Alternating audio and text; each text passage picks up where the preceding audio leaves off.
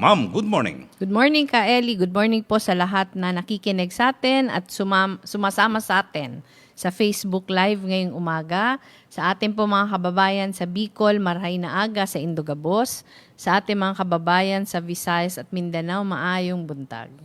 Okay, mga kababayan, at tulad po ng inyong narinig ay extended po at pinalawig yung ECQ, yung Enhanced Community Quarantine dito po sa NCR o Metro Manila, gayon din sa iba't ibang mga rehiyon, sa Region 3 at Region 4A o Calabar Zone, at sa mga lugar ho na sinasabing may high risk, no?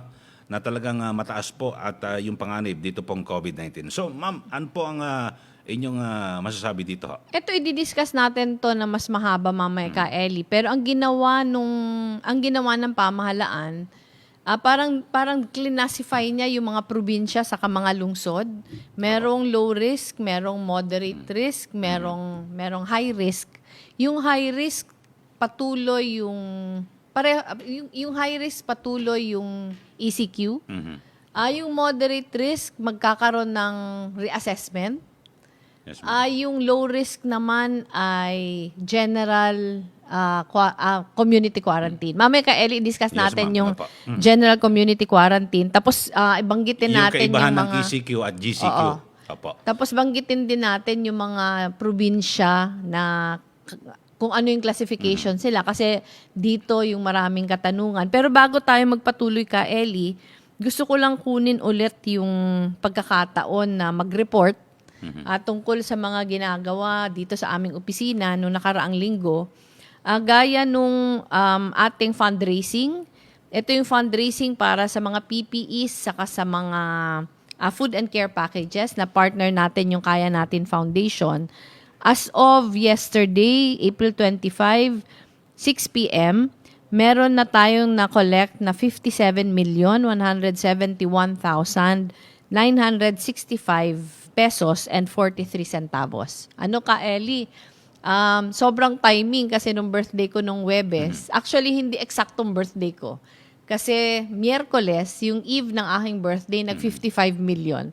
Nung Webes, nag-55 din ako. So sabi ko, ano ba naman yung coincidence? Pero ngayon ay 57 million na siya. Yung 57 million, Ka Eli, gaya ng sabi ko dati, yung 5.995 million dito ay pondo ng aming opisina. Pero the rest ay lahat na galing sa private. Nakwento ko, Ka Eli, nung nakaraang linggo, na ito from all walks of life. Kasi nakakuha tayo ng mga contributions ng mga 100 pesos na denomination galing sa mga estudyante dahil sa mga ordinaryong mga mamamayan. Ang pinakamataas naman na nakuha natin na denomination ay 2 million galing sa isang private citizen na gusto maging anonymous na lang. Pero ito, Ka Eli, yung 57 million, nagtatranslate ito sa halos 130,000 na PPEs. Yung 130,000 na PPEs, ang nadidistribute na namin as of yesterday, 99,300. So, meron pa kaming mga 30,000 na to be distributed. Etong 99,300, almost 600 na mga ospital, saka mga RHU, mga health center, mga LGUs na nagsusulisit sa amin. Ang nakita namin na problema, Ka Eli, yung mga malalaking ospital, marami yung donors, pero yung mga maliliit na ospital, marami din yung risk. Halos sila talaga yung hindi nakakatanggap. So yung mga maliliit na ospital, ang daming nagsusulisit sa amin. So lahat pinagbibigyan natin. Ito, Ka Eli, gaya ng sabi ko din noong nakaraan, mula Batanes hanggang Tawi-Tawi na yung ating nagsusulisit sa atin. Yung Batanes, hindi pa sa kanila nakakarating kasi pinakiusap natin na isakay ito sa Navy ship. Umalis parang 3 days ago. Siguro in the next few days dadating na yon kasi ang layo talaga ng Batanes. Saka mabagal po pag barko. Oo, pero ito Region 1, Region 2 hanggang Region 1, Region 2, Region 3, Region 4A, 4B, tapos yung buong Visayas sa Mindanao. Yung Mindanao, Ka Eli, gaya ng sabi ko, Tawi-Tawi, Sulu, Basilan, Zamboanga, Davao, Surigao, Agusan, yung BARM na mga probinsya, nakabigay na din tayo. Pero meron tayong dumating na shipment sa Cebu nung Webes. At ito, yung shipment sa Cebu, may mga partners tayo Eling, mga maliliit na planes na sila yung magdadala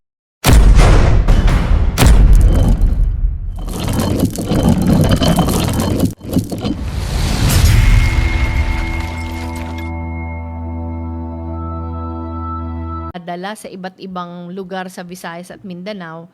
Gusto ko lang pasalamatan yung partners natin na nagdadala ng ating mga PPEs kung saan-saan na lugar.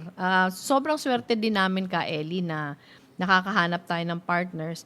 Ito yung Transportify, Ninja Van, LBC, Lala Move, RAF International Forwarding Services Incorporated, yung JNT Express, saka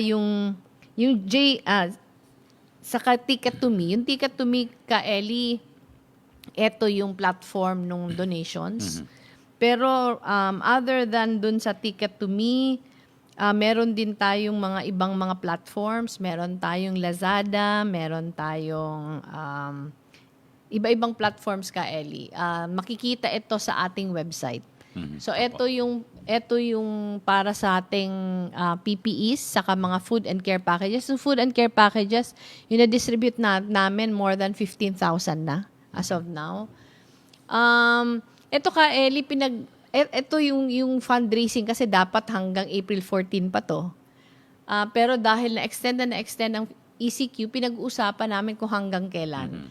Kasi ngayon Eli, tingin ko yung pangangailangan for PPEs hindi na kasing tindi nung nag-umpisa tayo. Kasi ngayon, ang dami na ding mga private groups yung nagbibigay ng PPEs. Tapos nag-announce yung DOH na dumating na yung kanilang mga ipapamigay. So pinag-uusapan natin kung hanggang kailan kasi gusto din natin mag-concentrate sa iba pang mga pangangailangan. Gaya din ng shuttle service. Shuttle service, hininto natin ng April 14 para mag-concentrate dito sa distribution ng mga pangangailangan ng ospital. Yung dormitories Eli, tuloy-tuloy. Nagpapasalamat tayo sa mga partners natin. Kasi yung extension dapat na hanggang April 30, in-extend din yung pahiram sa atin. As of now, meron tayong 11 na dormitories. At talaga, ang haba pa ng aming waitlist Eli. Kaya kung merong nakikinig na merong mga properties na pwedeng ipagamit sa ating frontliners na malapit sa ospital, baka po pwedeng mahiram namin, maki-coordinate sa amin. Pero pwede rin po ito ma'am sa ibang probinsya, halimbawa yung mga key cities, yung mga halimbawa sa Cebu. Pwede Eli. Ang dinig ko Eli sa Cebu, merong nagpapahiram din kasi ng mga may tirahan. nagtanong sa akin kung pwedeng gano'n. Oo, meron Eli. Ang partner namin sa 4 na probinsya, yung isa sa Legazpi, ang partner namin dito yung Orient Hotels. Meron din yung Orient sa Bataan, sa Mariveles, Bataan. Meron sila sa Tacloban na willing din silang ipagamit sa mga frontliners. Tapos yung University of the Cordillera sa Baguio, partner din natin Eli, open din sila sa frontliners. So, ito malaking tulong sa mga nagjo-duty. Halimbawa Eli, sa PGH, ang style nila, magjo-duty ng straight na 1 week, tapos magpapahinga ng 2 weeks. So, yung mga nagjo-duty, yun yung tumitira sa ating mga dormitories. Pero mahaba pa din yung waitlist, kaya yun nga, naghahanap pa din tayo ng more partners hanggang ngayon. Okay, so marami pong nagtatanong sa atin ma'am na bukod sa mga PPEs at iba pang mga medical supplies, marami pong nakikiusap sa inyo po na mabigyan din sila ng tulong yung mga pagkain naman, yung mga relief goods o relief packs. Kumusta po rito? Actually, tuloy-tuloy tayo Eli. Kung nakikita mo dito sa opisina, hindi na mukhang opisina yung aming opisina kasi parang bodega na. Nag-start tayo 2 weeks ago. Nag-umpisa kasi tayo Eli, mula nung March, nag-umpisa tayo magbigay ng mga pagkain sa mga ospital. Tapos, nag-extend tayo sa mga barangay, saka sa mga checkpoints. Pero ngayon, nandun na tayo sa mga communities na nangangailangan. Tuloy-tuloy, everyday Eli, meron tayong sineserve. At gusto natin, siguro pagtapos na itong drive for PPEs, mas mag-concentrate tayo doon. Pero maliban dito sa mga pagkain para sa mga communities, nag-allocate din ng pondo, galing ito sa pondo ng Office of the Vice President. Nag-allocate kami ng 14 million pesos para ito sa 10,000 na testing kits. 10,000 na testing kits na binili namin galing sa UP. Ito yung pinakaunang locally produced na testing kit. Ito ka, Ellie, napag-alaman kasi namin na yung unang bumili sa UP ay yung DOST. Tapos yung DOST nag-allocate na siya sa mga testing centers. So yung bibigyan namin ka, Ellie, 4 na testing centers. Ito yung hindi inabot nung DOST na testing kits. So yung binili namin para sa Viluna Hospital, Lung Center, San Lazaro, saka yung Bicol Diagnostic and Training Center. Galing din sa DOST saka sa UP yung listahan na to. Para makadagdag. Tingin natin ka, Ellie, makakatulong sa pag-flatten ng curve yung mas maraming tests. Kasi alam natin kung sino dapat i-isolate, alam natin kung sino yung i-quarantine. Okay. Opo. So, yun talagang mainam at antabayanan po no, sa ating mga kababayan at talagang tuloy-tuloy yung pagtanggap ng donasyon at kung ano man magiging desisyon ng ating Vice Presidente kung kailan ititigil yung pagtanggap ng donasyon para makapag-focus sa iba pang mga dapat na pagtuunan ng pansin sa pagtulong. Kung may ititigil man tayo ka, Ellie, baka yung donation platform for PPEs. Kasi gaya nga ng sabi ko, meron pa kaming more than 30,000 na i-distribute. Tapos sobrang dami na din ng mga grupong tumutulong. So para mag-concentrate tayo sa ibang tulong, eto yung in full force tayo ngayon doon sa pagbigay ng pagkain sa mga communities. Okay. At samantala, ipapaabot ko na rin sa inyo, ma'am, may mga positibong pahayag sa inyo at papuri na kung saan yung mga ginagawa nyong pagtulong sa ating mga kababayan. Kasi yung iba ho, may mga nakalagay mga pangalan. Sa inyo, yung inyong partner na Angat Buhay lang at OBP. Pero walang partikular na inyong pangalan. Kaya maraming sasabi, at least yung inyong pagtulong, bukal at hindi para magpasikat sa taong bayan. Actually, Ellie, kami nga yung first 2 or first 3 batches namin ng PPEs, hindi namin nilalagyan ng Angat Buhay. Kaya lang, hindi nalalaman na nabigyan na namin. Marami pa sa amin sumisingil, asa na, kahit nabigyan na namin. Kasi hindi nila alam na yung natanggap pala galing sa amin. So, siguro nagsimula kami 3rd o 4th batch, naglalagay na kami ng Angat Buhay. Pero yun lang, walang mukha ko ka, Ellie. Walang pangalan ko kasi hindi naman pera natin to. Yan. Pera ito ng private citizens at pera ng gobyerno. Opo. Buti nga po at kasi merong iba, di natin babanggitin pangalan, na may mga donasyon yung mga wala sa pribadong sektor. Napakaliit ho ng pangalan pero ang laki ng opisyal ng gobyerno yung pangalan niya. Parang lumilitaw, parang sa kanyang bulsa galing. Oo nga. Okay, dito ho tayo ma'am sa issue natin at tungkol dito sa ECQ, particular dito po sa Metro Manila o NCR. At kasama ho dyan yung Region 3, yung Central Luzon. Oo. Yung Calabar Zone, yan po sa ECQ. Ibig sabihin, mananatili yung higpit ho ngayon at bawal po yung mga pampublikong transportasyon, may curfew, etc. etc. So, ma'am, ano ang magiging epekto ho nito at anong masabi nyo rito sa pagpapalawig ng ECQ hanggang Mayo 15? Isa-isayin lang natin to ka, Ellie. Kasi yung in-extend until May 15 na ECQ, yung mga high-risk na areas. Gaya ng sinabi mo kanina, yung Metro Manila, yung Region 3, Region 4A, tapos yung Occidental saka Oriental Mindoro, tapos dun sa amin, sa Bicol, Albay sa Catanduanes. Tapos meron namang na-identify ka, Ellie, na parang for further rechecking. Binanggit yung ata parang yung Benguet, Tarlac, Pangasinan, Zambales. Tapos yung Ito, for rechecking din ito, Eli, yung Antique, Iloilo, Cebu, Cebu City, Aklan, Capiz, Davao del Norte, Davao City, Davao de Oro. So ito, Eli, maghihintay. Maghihintay ng desisyon, most probably before April 30, o by April 30, meron ng desisyon kung ECQ sila hanggang May 15. Pero may in-identify na mga low-risk area. Ito, marami-rami to. Hindi na siguro natin iisa-isahin. I-check na lang nila sa mga reports. Ito, Eli, yung pinakatanong. Kasi ang sinasabi, hindi na sila, after April 30, hindi na sila ECQ, kundi GCQ na. Ang gusto sabihin ng GCQ, General Community Quarantine. So, ano yung kaibahan nung ECQ sa GCQ? Ano, Eli, marami pang kalituhan. Pero ang sinasabi ng palasyo, maglalabas ng parang IRR o maglalabas ng detalye by April 30, pero meron na ding mga konting detalyeng mga sinabi.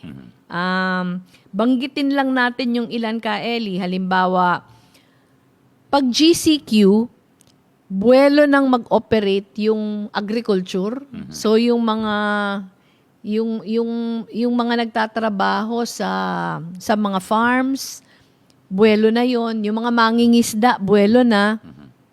Yung forestry, buwelo na. Yung food manufacturing, saka mga supply chain. Mga pabrika ng mga pagkain. Oo, lahat yan. buwelo na yan. Yung supermarkets, gaya ngayon, buwelo na. Siyempre, hospitals. Tapos logistics, yung mga ginagamit sa pag-transport ng mga goods, okay na. Yung utilities, water, energy, internet, telecom, media. Tapos meron ka, Eling, mga in-identify na hindi pa full operations, pero between 50% to 100% na operations. Ito yung manufacturing, ito yung electronics saka export, ito yung e-commerce and delivery for essential and non-essential items, tapos repair and maintenance services, housing, office services. Yung category 1 natin yan, ma'am, ha? Oo. Ang duda ko, Eli, nito, paglabas ng detalye, may pag-identify, parang halimbawa, sa isang opisina, hindi lahat na empleyado papasok ng sabay-sabay. Duda ko, pwedeng skeletal, pwedeng isa-schedule, pero hihintayin natin kung ano yung detalye sa mga darating na panahon. Ito naman, may mga industries na 50% daw papasok, pero ang 50% work from home pa din. So siguro isa-schedule ito ng mga employers. Ang under nito yung BPO, yung mga call center, tapos yung non-leisure wholesale and retail trade. Ito, Eli, iba-iba yung interpretation ng non-leisure. Hintayin natin yung pinaka-definition. Pero yung pinaka-example lang nito Eli, halimbawa sa mga mall. Ngayon yung mga mall, ang bukas lang grocery saka pharmacy. Tama. Pero pag sinabi niyang non-leisure lang yung pwedeng buksan, baka yung ibang services pwede na. Pero siguradong hindi bubuksan yung sinehan. Tama. Kasi yun, leisure yun. Baka yung mga games sa loob ng mall. Mga amusement. Hindi bubuksan. Ang sinabi nila, yung restaurants pwedeng buksan pero hindi pa dine-in. Pwede lang take out, saka, ano ba yun? Sa delivery. Delivery. Yeah, pa. Take out, saka delivery.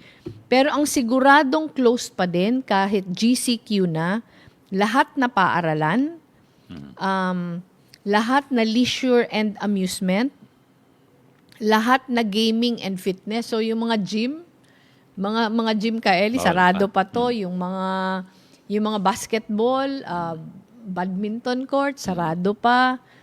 Tourism. Golf course, sarado pa rin siguro. Golf course, sarado pa. Yung tourism, hindi pa din pwede.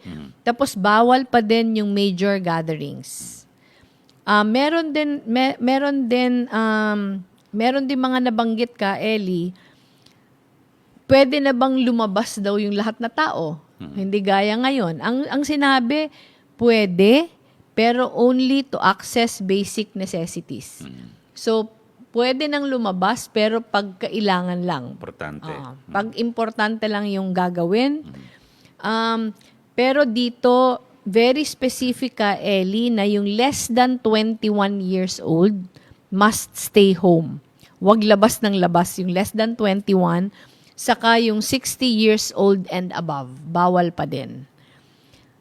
Saka bawal din na lumabas yung mga tao na may risk factors. Sino yung may mga risk factors? Yung may mga sakit sa baga, sakit sa puso, meron diabetes, yung immunocompromised na sinasabi, paminsan ka, Ellie, yung may cancer na nagkikimo, Yan, delikado. yun, immunocompromised. Tapos, ang sinasabi, ang nabanggit din, yung mga LGUs, ino-orderan pa din na i-enforce yung night curfew for non-workers. Marami ka, Eling, mga nabanggit, although, gaya ng sabi ko, hintayin natin yung detalye na i-announce. Pero ang tanong, paano yung mass transportation? Ang sinabi will resume but only at a limited capacity. Meron ng iba-iba itong interpretasyon ka, Eli. Halimbawa, may nagsabi kahapon, di ko alam kung eto talaga yung magiging detalye nito. Ang sabi, yung mga bus daw sa mga jeep ay bawal pa din. Yung tricycle daw sa e-trike pwede pero hanggang 2 pasahero lang. Yung tricycad, yung padjak, pwede daw pero 1 pasahero lang. Pero ito again, hindi natin alam kung paglabas ng detalye ganito nga. Aabangan natin yung detalye. Yung tanong, paano yung mga eroplano saka mga barko? Ang sinasabi, pwede sila mag-operate pero hindi pa passenger. Mag-ooperate lang sila para sa goods. Yung sinasabi kanina, yung all schools must remain closed until September 2020, kailangan din itong klaruhin. Yes, ma'am. Kasi meron ding sinabi na except higher educational institutions, pwede silang mag-finish ng academic year. Saka mag-hand out ng credentials. Meron po kasing batas, ma'am, na kailangan hindi lalagpas ng August yung opening po ng klase. Oo. Pero ang nakalagay dito, dapat close siya until September 2020. Nakalagay ka, Ellie, however, schools can conduct online classes subject to DepEd regulations. Ayun. Kaya lang, iba man, wala pang access lalo yung mga sa public Saka ang hindi school. natin alam ka, Ellie, kasi may nabanggit na yung higher educational institutions, pwedeng tapusin yung College academic po yan. year. So ang hindi natin alam kung baka online lang ito. Baka hindi din pwede yung actual na klase talaga. Apo. Okay, so abangan po yan, mga kababayan. Yung iba pang mga detalye, at least napahapiwan po ng ating Vice Presidente yung mangyayari dito po sa patuloy nating pagharap sa COVID-19 pandemic. Samantala, at dito ma'am, tinaas na, parang parang bounty, reward. Dito po sa makakatuklas ng bakuna or vaccine dito po sa COVID at from 10 million magiging 50 million na. Ito kasi ka, Ellie, alam naman natin na yung pagdidiskubre ng vaccine ay hindi lang yung husay ng magdidiskubre pero gamit din sa kasuporta. Yung sa akin, kung meron man akong ninanais na sana itong nangyayari sa atin ngayon, maging eye-opener sa pamahalaan, hindi lang sa executive pero siguro lalo na sa Kongreso, na taasan yung budget sa science and technology. Kasi ito talaga yung parating napapabayaan. Yes, ma'am. Pag nagkakaroon ng ganitong sakuna, saka natin nare-realize kung gaano siya kahalaga. Tama. Apo. So yung sa akin, syempre parati nating gusto na merong discovery na manggaling sa atin. Pero tingin ko yung mas hihigit pa dyan, yung suporta pagkatapos nito. Ngayon, suporta ngayon, saka suporta pagkatapos. Kasi ang dami naman nating mahuhusay na tao ka, Eli. Ang dami nating mahuhusay na scientists. Sa kasamaang palad, hindi lang talaga enough yung suporta sa kanila. So siguro, ito yung aral, ito yung leksyon na dapat makuha natin kung gaano ka-importante. Opo. Okay, at para po sa mga checkpoint, ito yung kasi dito nagkakaroon ng problema, ma'am, yung PC siya, 'di ba? Yung PRC nakalagay. Oo. Kung halimbawa kasi hindi basta doktor. Kasi halimbawa doctor of philosophy. hindi ka Totoo. naman hindi ka naman physician, manggagamot. Ako, Ka-Eli, siguro hindi din ito kasalanan nung nagbabantay sa checkpoint. Siguro ito kulang sa orientation, um, kulang sa training para sa kanila kung sino yung mga pwedeng i-allow sa hindi. Kasi kung naalala natin, Ka-Eli, yung mga first few weeks, yung problema kasi iba-iba yung pag-enforce sa mga checkpoints yung delivery ng food supply. Kaya naaantala. Ito, baka hindi kasi sufficient yung instructions. Sana may uniformity. Sana mabigyan yung mga nagmaman ng... Ito, nakakaawa ka, Ellie, yung mga nagmaman ng checkpoints natin. Kasi talaga, mahirap yung trabaho nila. Mahirap yung trabaho nila. Ang init-init pa ngayon, naka-uniforme. Pero yung sa atin, sana enough yung instructions. Sana parating nasa isip natin yung ano ang dahilan kung bakit binabantayan yung mga checkpoints para sa kaligtasan ng mga mamamayan. Hindi siya maging dahilan para pag-umpisahan ng violence. Dapat nandun yung mga nagbabantay para siguraduhin na protektado yung mga kababayan Yes, natin. At dito ho, isa po sa pinaka-controversial na issue dito po sa ating bansa. Ito hong may mga panukala, no, na buksan na muli itong Pogo. Alam naman natin, isa po ito sa talagang tinitingnan din ang bakit lumala yung yung COVID dito dahil mga Chinese. Parang hindi naman marami tayo pa. natututo, ka, Eli. Ang tagal ng discussion nito, lumabas sa Senate hearing, lumabas na parang 0.04% lang ang dagdag ng Ang pogo sa contribution, domestic economy. Uunahin pa ba natin sila na ang dami nating mga kababayan na nangangailangang makabalik na sa trabaho ngayon. Kung meron tayong uunahin, mga kapwa Pilipino na natin, siguraduhin natin na sapat yung kikitain nila at makapagtrabaho kaagad. Kung hindi naman makapagtrabaho, mabigyan ng tamang suporta para hindi magutom. Pag inuna pa kasi natin, ka, Eli, ito mga pogo, ang dami-dami nang problemang dinulot nito sa society natin. Tapos ngayon na nagkakagulo lahat, di ba pinihingi natin sa mga kababayan natin na habaan yung pasensya, kailangang dagdagan yung sakripisyo para ma-flatten yung curve. Tapos ang bibigyan ng preference sa pagbalik sa trabaho sila. Parang insulto ito. Insulto. Mahirap maintindihan ng mga kababayan natin kung bakit sila pa yung may preference. Siguro magandang pag-aralan yung ating kababayan na yun talaga naapektuhan, ma'am, yung no work, no pay. Oo talaga. Ang dami talaga, ka Eli, yung mga drivers, yung mga maliliit, yung mga informal, nasa informal economy, lalo na yung marami kasi, ka Eli, hindi rehistrado. Halimbawa, yung mga nagtitinda, Yung mga vendor. yung mga tricycle driver, padjak driver, yung mga Taxi, nagkakarinderiya. Ito, hindi naman to makaka-avail nung sa SSS. Hindi naman makaka-avail kasi hindi naman sila registered Sa DOLE, hindi rin. hindi rin sila registered. So, sana ito yung isipin, okay naman na nagbigay tayo ng assistance. Kailangan talaga yon. Maraming nakinabang, pero isipin din paano yung mga hindi saklaw nun. Paano mas matutulungan. Opo. At samantala, sa gitna po nitong COVID-19 pandemic ay talagang sumisingit po ang issue na ito, no, sa West Philippine Sea at sa bagay meron na rin pong protesta, no, ang Pilipinas o diplomatic protest. Nagkaroon yata ng 2 diplomatic protest, ka Eli. Kaya lang ang kantya ho ngayon sa DFA kasi sa ibang bansa, ma'am, pag merong diplomatic protest, inilalathala yung mismong protesta at nakikita ng mga tao ng kanilang mamayan kung anong klaseng protesta at kung ano ang nilalaman ng protesta. Dito po sa atin nata, ma'am, Parang sikreto. hindi natin nakikita, hindi transparent. Pero sa akin lang, ka Eli, sinasabi natin na kaibigan natin.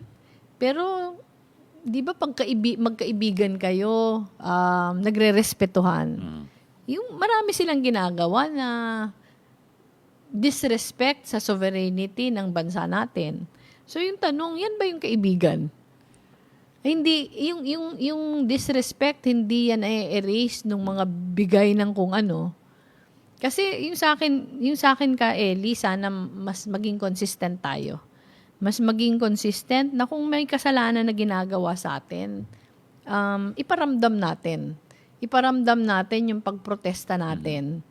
Para respetuhin tayo. Kasi kung parang sinasantabi lang natin, lalo tayong hindi re-respetuhin. Baka masyadong inaabuso yung ating Kabaitan. pakipagkaibigan sa kanila. Totoo. Kabaitan. Oo. Totoo. Pero ito ka, Ellie, mabuti naman na meron diplomatic protest. Kasi ito yung naging issue for some time nung mga nakaraan, 'di ba? Na ang daming mga violations sa sovereignty, parang hindi nagpo-protesta. So ngayon mabuti naman na meron. Syempre mas gugustuhin ng taong bayan kung alam niya kung ano 'yun. Pero kahit hindi makita, at least assured tayo na meron. Ito patuloy na sa akin lang ka, Ellie, sa gitna ba naman ng trahedya, naiisip pa nilang, 'di ba? Naiisip pa nilang gawin yung pag-violate sa ating territorial boundaries. Tsaka kung tutusin, ngayon nga maraming usap-usapan na dapat talagang yung kanilang pagtulong. Iba sinasabi, magbayad sila sa epekto nitong...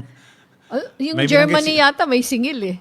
Yes, nag-singil. Tapos yung kay Senator Risa Ontiveros, parang meron din siyang ganyang panukala na yung mga parang danyos naman sa Totoo. ginawang pagsira dito sa ating mga likas na yaman sa dagat.